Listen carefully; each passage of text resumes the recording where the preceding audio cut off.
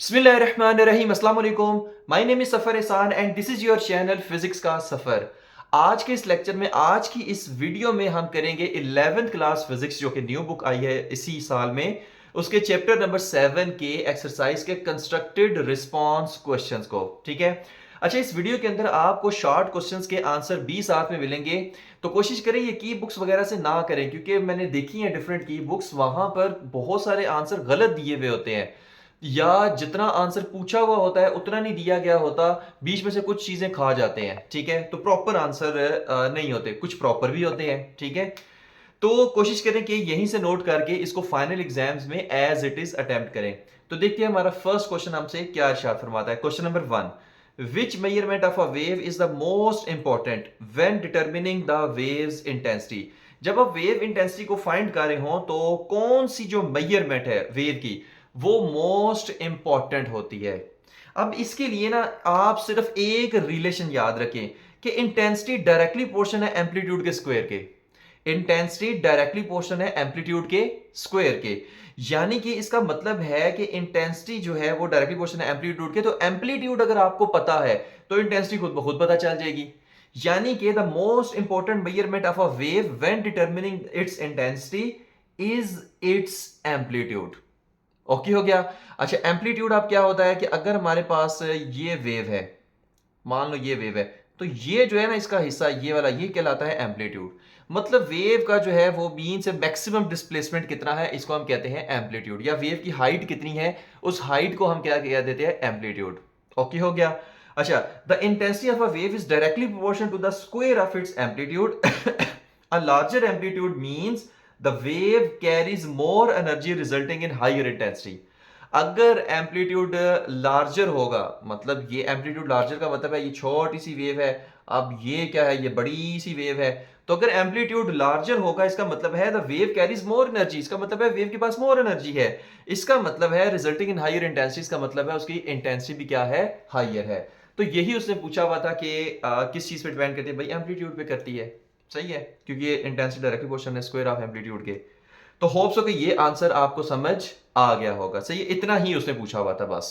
Next आता है, can you apply Doppler effect to light waves describe briefly. भाई बिल्कुल कर सकते हैं। क्या आप डॉपलर इफेक्ट को लाइट वेव्स के, लाइट वेव साउंड वेव्स पे तो अप्लाई कर सकते हैं, क्या लाइट वेव्स के ऊपर भी अप्लाई कर सकते हैं? भाई बिल्कुल कर सकते हैं। अब किस तरह से कर सकते हैं वो चीज देखते हैं। पहले तो आपने लिखनी है लाइन के, yes the Doppler Doppler effect can be applied to light waves. इसका आपको 1 नंबर मिलेगा। अगर 2 मार्क्स का क्वेश्चन है तो 1 नंबर इसी का आपको मिल जाएगा। तो ये जो क्वेश्चंस होते हैं ना कैन वाले, कि can this happen, can this one happen, can, कि यानी कि जिनके शुरू में कैन आ रहा है, यानी जिसका आंसर यस और नो में होता है, एक लाइन में होता है। ठीक है, बाकी रीजन तो बाद में आती है ना। तो कोशिश किया करें कि उनका आंसर अगर आपको नहीं भी आता ना तो यस और नो में आंसर आंसर उसका लाजमी दे के आए, क्योंकि इसी का 1 नंबर अक्सर आपको मिल जाता है 2 मार्क्स में से। तो when applied to light it is called red shift और ब्लू शिफ्ट। अच्छा, इसमें ना हम रेड शिफ्ट और ब्लू शिफ्ट को देखते हैं। ठीक है, जब हम डॉपलर इफेक्ट लाइट वेव्स पे हम अप्लाई करते हैं तो हम इसमें रेड शिफ्ट और ब्लू शिफ्ट को देखते हैं। ठीक है, जो आपके पास इलेक्ट्रोमैग्नेटिक स्पेक्ट्रम होता है उसके ऊपर। अगर तो आपके पास जो सोर्स है वो ऑब्जर्वर से अवे मूव कर रही है, अगर जो सोर्स है वो ऑब्जर्वर से अवे मूव कर रही है तो हमें कौन सी शिफ्ट मिलेगी, रेड शिफ्ट मिलेगी, यानी इंक्रीज वेवलेंथ मिलेगी। और अगर जो सोर्स है वो ऑब्जर्वर की तरफ मूव कर रही है तो हमें ब्लू शिफ्ट मिलेगी, यानी डिक्रीज वेवलेंथ मिलेगी। ओके हो गया। मैं फिर से आपको बता रहा हूं, वैसे तो ना ये आपके जो स्टार्स हैं वो पता करने के लिए कि जो गैलेक्सीज हैं या स्टार्स हैं वो जमीन से दूर जा रहे हैं या उसके पास आ रहे हैं, तो फिर हम ये काम करते हैं। तो अगर कोई गैलेक्सी है वो जमीन से दूर जा रही है, अवे मूव कर रही है, तो फिर हमें क्या मिलेगी, रेड शिफ्ट मिलेगी। अगर कोई गैलेक्सी है वो इस अर्थ के करीब आ रही है, जो इस अर्थ के अंदर कोई ऑब्जर्वर है उसके ऐसे करीब आ रही है, तो फिर हमें ब्लू शिफ्ट मिलेगी। लेकिन आज तक हमें ब्लू शिफ्ट मिली नहीं है, आज तक हमें रेड शिफ्ट ही मिली है, क्योंकि ये जो कायनात है वो दिन ब दिन एक्सपैंड कर रही है। एक्सपैंड कर रही है तो गैलेक्सी जैसे दूर दूर होती जा रही है, क्योंकि कायनात क्या कर रही है, एक्सपैंड कर रही है, यूनिवर्स एक्सपैंड कर रही है। ओके हो गया, तो हमें हमेशा रेड शिफ्ट मिलती है। तो आप इसको पढ़ लेते हैं। Yes the Doppler effect can be applied to light waves, when applied to light waves it is called red shift और blue shift. Red shift if the source move away from the observer it shows red shift. ठीक है, जिसमें wavelength increase होती है। Blue shift, if the source move toward the observer it shows blue shift, जिसमें wavelength decrease होती है। Application में क्या आएगी, use to prove the universe is expanding, किस लिए यूज होता है, use to prove the universe is expanding. Next है light from distant galaxies shows red shift, light from मतलब जो डिस्टेंट गैलेक्सीज से जो लाइट आ रही होती है, ठीक है, तो उसकी वजह से स्पेक्ट्रम मिलता है वो हमें रेड शिफ्ट शो करता है। ओके हो गया, तो ये था हमारा क्वेश्चन नंबर 2। नेक्स्ट क्वेश्चन है question number 3, can you compare the compression and rarefaction of the longitudinal wave with the peaks and troughs of the transfer wave, discuss. अच्छा, कहता है कि जो लॉन्गिट्यूडनल वेव में जो कंप्रेशन और रेयरफेक्शन बनते हैं, क्या उनको आप कंपेयर कर सकते हो ट्रांसवर्स वेव के क्रस्ट और ट्रफ के साथ? फिर से बता रहा हूं, क्या जो लॉन्गिट्यूडनल वेव में कंप्रेशन और रेयरफेक्शन बनते हैं, क्या उनको आप कंपेयर कर सकते हो क्रस्ट और ट्रफ के साथ, ठीक है, ट्रांसफर वेव के? तो भाई बिल्कुल कर सकते हैं, yes we can compare, yes we can compare. आप कंपैरिजन में देखें क्या है, एक तरफ है लॉन्गिट्यूडनल वेव, एक तरफ है ट्रांसवर्स वेव, ठीक है। आपने ना इस कंपैरिजन को एक लाइन नीचे ऐसे लिखना है, उसके बाद इधर लॉन्गिट्यूडनल ट्रांसफर वेव और नीचे लिखना है, सही है। कंप्रेशन में क्या आता है, कंप्रेशन में आता है region where particles are closest together, ठीक है। ये इस तरह से बनते हैं ना कि आपके पास ये क्या बनता है, रेयरफेक्शन बनता है, उसके बाद ये आपके पास क्या बनता है, कंप्रेशन बनता है, फिर आपके पास क्या बनता है, रेयरफेक्शन, फिर आपके पास क्या बनता है, कंप्रेशन बनता है, फिर रेयरफेक्शन। तो ये क्या है, ये है कंप्रेशन, और ये जो दरमियान में ये आपके पास क्या है, रेयरफेक्शन। तो इसका मतलब ये हुआ कि कंप्रेशन में क्या होता है, region where particle are closest together, उसमें क्या होता है, हाई प्रेशर होता है, हाई डेंसिटी होती है। ट्रांसफर वेव क्या होती है, crest, peaks, points of maximum upward displacement. ये आपके पास क्या आएगा, ये आपके पास है क्रेस्ट, ये आपके पास है ट्रफ, और ये क्या है, क्रेस्ट है। ओके हो गया। अच्छा, रेयरफेक्शन क्या होता है, रेयरफेक्शन ये हमारे पास जो खुली खुली जगह है दरमियान में, तो रेयरफेक्शन क्या है, region where particles farthest apart, जहां पर पार्टिकल आपस में दूर होते हैं, उसमें वहां पर लो प्रेशर होता है, डेंसिटी कम होती है। ट्रफ आपको पहले से ही पता है कि points of maximum downward displacement, ये जो मैक्सिमम डाउनवर्ड डिस्प्लेसमेंट है, ये आपके पास क्या है, ट्रफ है, ऊपर ये आपके पास क्या है, क्रस्ट है, ठीक है। One complete wave consist of one compression and one rarefaction. जब एक वेव कंप्लीट होती है लॉन्गिट्यूडनल वेव, तो उसमें एक कंप्रेशन आता है, एक ही रेयरफेक्शन आता है। लेकिन जब ट्रांसवर्स वेव कंप्लीट होती है तो उसमें भी एक ही क्रस्ट और एक ही ट्रफ आता है, ठीक है। One complete wave consist of one crest and one trough. In simple words, compressions are like crest, compressions are like crest, कि जो कंप्रेशन है वो जो है वो क्रस्ट की तरह ही है। क्रस्ट की तरह कैसी है, क्योंकि उनमें क्या होती है, मैक्सिमम डिस्टर्बेंस होती है। ओके हो गया। सेम इसी तरह जो रेयरफेक्शंस हैं वो ट्रफ की तरह ही है, एंड रेयरफेक्शंस आर लाइक ट्रफ, ठीक है, जिसमें क्या होती है, मिनिमम डिस्टर्बेंस होती है, ठीक है। नेक्स्ट आता है just with different directions of particle motion या पार्टिकल वाइब्रेशन, आप कह सकते हैं, वो भी ठीक है।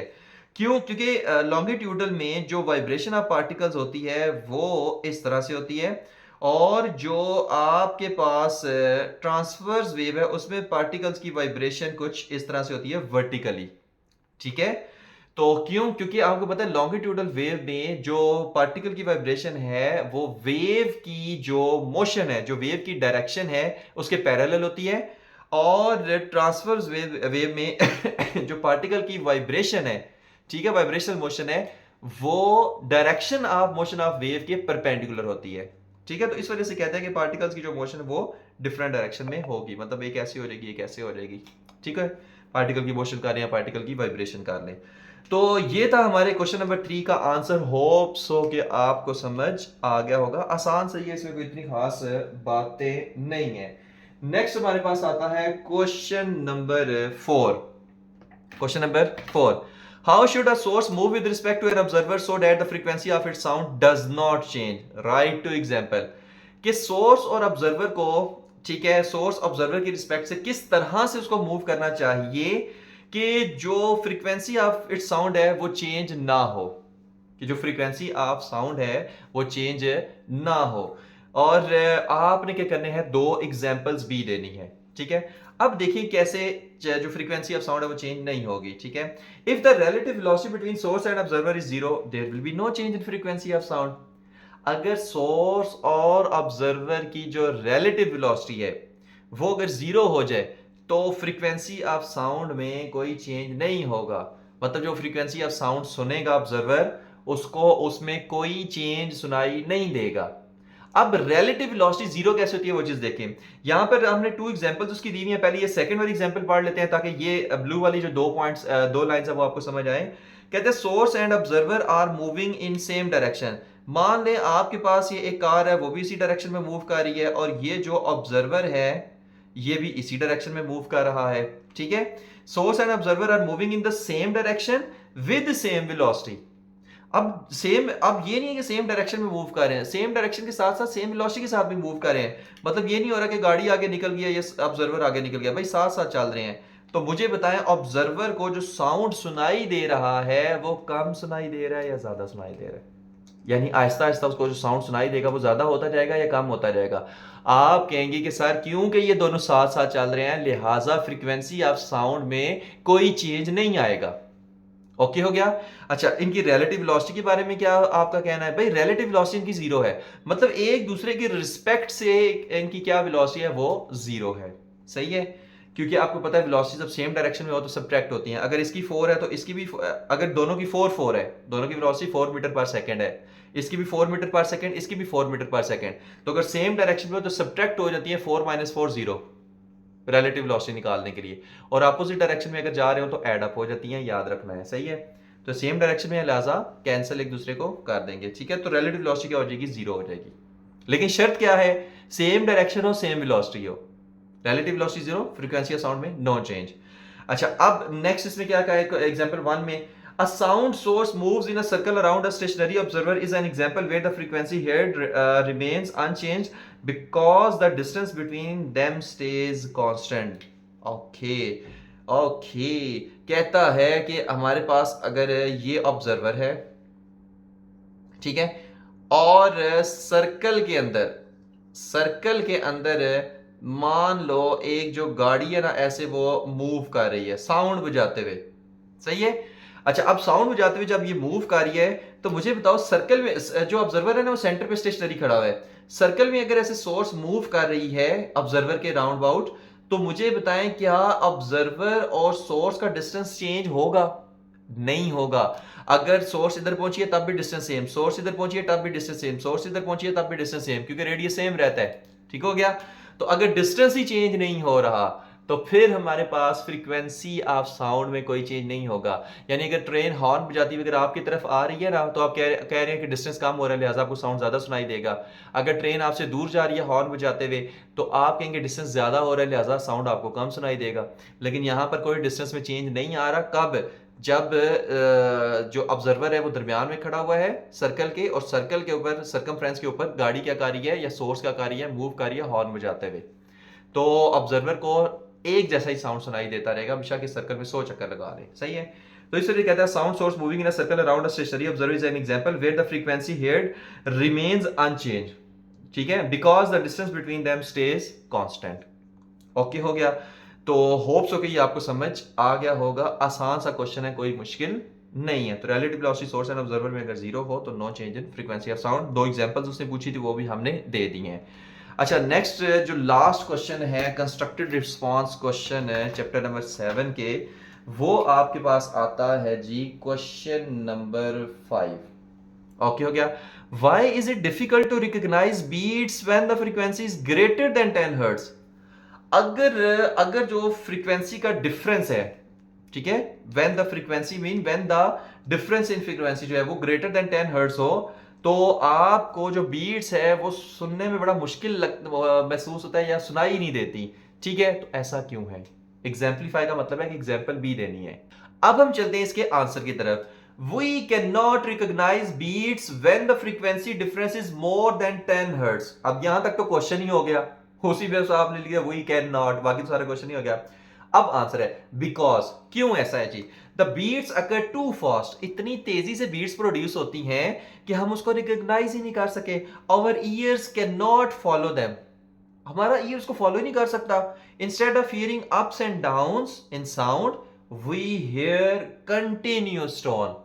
अच्छा देखिए, सबसे पहले मैं इसको हल्का सा थोड़ा सा डेमो देकर अगर आपको समझाऊं, देखिए बीट्स अगर आप कम फ्रीक्वेंसी डिफरेंस है ना, जैसे फॉर एग्जांपल एक आपके पास फ्रीक्वेंसी है 250 है, एक आपके पास फ्रीक्वेंसी है 248 है, ठीक है, मतलब दो फ्रीक्वेंसीज है ना, तो फ्रीक्वेंसीज में डिफरेंस कम होना चाहिए। तो 250 माइनस 248 क्या होता है, 2 हर्ट्ज होता है। इसका मतलब है फ्रीक्वेंसीज में डिफरेंस 2 हर्ट्ज है, तो बहुत कम है, 10 हर्ट्ज से कम है।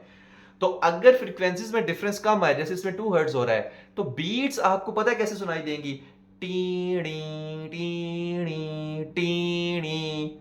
आपको high low high low high low इस तरह से ना सुनाई दे रहा है, यानी कि बीट सुनाई दे रही है। अगर यही डिफरेंस आप कर दें, इसको आप 245 कर दें, तो अब डिफरेंस कितना आ जाएगा, अब डिफरेंस इसका आएगा 5 हर्ट्ज, 250 माइनस 245। अब जो बीट्स प्रोड्यूस होंगी वो होंगी टी नी नी नी नी नी। अब भी अब इनमें डिफरेंस कर पा रहे हैं, अभी बीट्स आपको सुनाई दे रही हैं। लेकिन अगर ये हो जाए 240, तो 250 माइनस 240 10 हर्ट्ज। अब जो बीट्स आपको सुनाई देंगे ना वैसे सुनाई देंगे, इतनी तेज हो जाएंगी कि आप उसका हाई और लो डिफरेंशिएट ही नहीं कर पाएंगे। तो क्या वो बनेगी, कंटिन्यूअस टोन बन जाएगी। इस वजह से आप देखिए वो क्या कहता है, we can not recognise beats, क्यों, when the frequency difference is more than 10 hertz. अच्छा, क्यों ऐसा होता है, because the beats occur too fast, तेज हो जाती हैं, our ears can not follow them, instead of hearing ups and down, up and down सुनने की बजाय in sound we hear continuous tone, हमें कंटिन्यूस टोन सुनाई देने लग पड़ेगी। डन हो गया। तो होप्स हो कि आपको समझ आ गया होगा। तो इस वजह से 10 हर्ट्ज या 10 हर्ट्ज से ज्यादा की फ्रीक्वेंसी हो तो हमें बीट्स सुनाई नहीं देती, क्योंकि वो अब बीट्स नहीं रहती, अप एंड डाउन वाला नहीं का सिस्टम रहता, एक कंटिन्यूस टोन बन जाती है। बहरहाल एग्जांपल देखते हैं, क्योंकि उसने कहा एग्जांपल भी दें। एक कोई भी सोर्स की फ्रीक्वेंसी है 256 हर्ट्ज, एक की है 260 हर्ट्ज, तो इन दोनों में डिफरेंस कितना होगा, 260 माइनस 256 हर्ट्ज, तो डिफरेंस आ गया 4 हर्ट्ज। अब 4 हर्ट्ज होता है तो बीट्स हेयर्ड क्लियरली, मतलब आपको बीट्स क्लियरली सुनाई देंगी। लेकिन अगर एक की सोर्स की फ्रीक्वेंसी है 500 हर्ट्ज, एक की है 520 हर्ट्ज, तो 520 माइनस 500 कितना आ गया, 20 हर्ट्ज, यानी डिफरेंस इन फ्रीक्वेंसी क्या है, 20 हर्ट्ज है। तो अब 10 हर्ट्ज से ज्यादा हो गया, तो आप लिखेंगे no beats heard, only one steady tone, कोई बीट सुनाई नहीं देगी, सिर्फ आपको एक स्टेडी टोन स्टेडी साउंड सुनाई देगा। ओके हो गया। तो यहां पर हमारे जो कंस्ट्रक्टेड रिस्पांस क्वेश्चन है वो खत्म होते हैं। होप्स हो कि आपको सारे समझ आ गए होंगे और आपने नोट कर लिए होंगे। Thank you very much. Allah Hafiz.